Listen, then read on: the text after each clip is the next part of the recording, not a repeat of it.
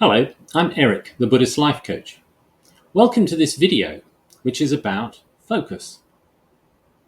An old story that we often hear is that if only we had more money, or more of the material things that money can buy, or the free time that we're currently sacrificing while chasing money, then we'd finally be truly happy.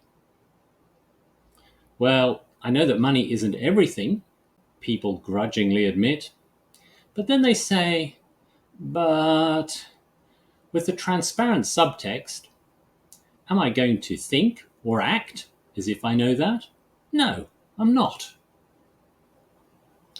Of course, if we look around us, it's easy to find plenty of unhappy rich people and happy poor people. Even the desperately poor people who live under a tarpaulin on a pavement in places like India often seem happier than we do.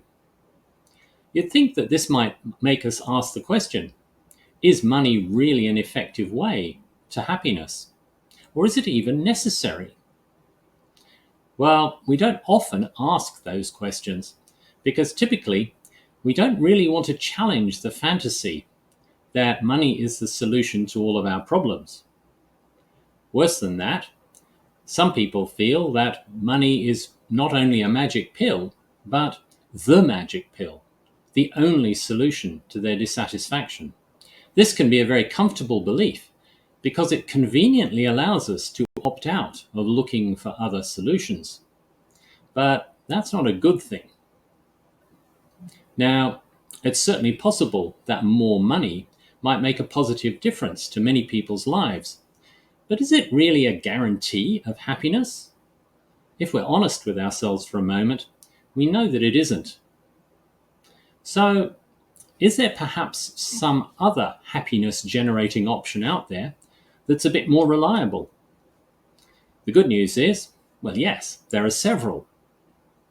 So let's look at one of the easiest and best of those, starting with a little daydream and a question. What would you say if you were offered the chance to spend a couple of years living in a place with high prices, tropical diseases, just Google dengue fever, centipede bites, much worse than they sound, and hurricanes, where every service and almost everyone was unreliable and in denial about that, and where the water is cut off for 14 hours every second day? You'd probably say no, wouldn't you? But if you were offered the chance to sit on your terrace and watch the tropical sunrise and sunset every day, to walk 4 minutes down to the beach and swim in the calm and welcomingly warm sea, or perhaps laze around in the shade reading a book or doing some yoga, where you'd live among people who are almost all happy, open, friendly, curious, who are on your side and who never judge you. That sounds pretty good, doesn't it? So, welcome to this chapter of my life. Some parts of it, of course, are rubbish. Other parts are truly delightful. The thing is, though, we all have lives like this. I'm guessing that your life has plenty of good bits, perhaps even some really good bits, and also plenty of bad bits. We can try to work out whether the good stuff is 20 or 50 or 90% of our life. But this sort of abstract calculation isn't really very useful. Instead, one of the kindest things we can do for ourselves is to spend as much time as possible focusing on the positive parts. Because if we consistently tell ourselves happy stories, surprise, surprise, we'll end up happy.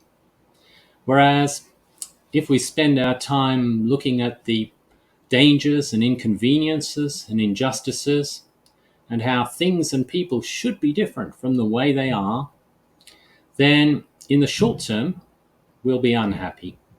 And because we're building the muscle of misery, our unhappiness will last into the longer term too. So it turns out that we don't actually need more money in order to be happy. We don't even need to have a particularly good life. It's enough to know where to direct our attention. Because if we focus on the positive, we'll find ourselves living in an ocean of peace, contentment, and joy. So rather than choosing to suffer, why not come for a swim? I hope this has been useful. Please feel free to subscribe, to watch all my other videos. There are now nearly 20 on the channel, and to share this with all of your friends. See you soon.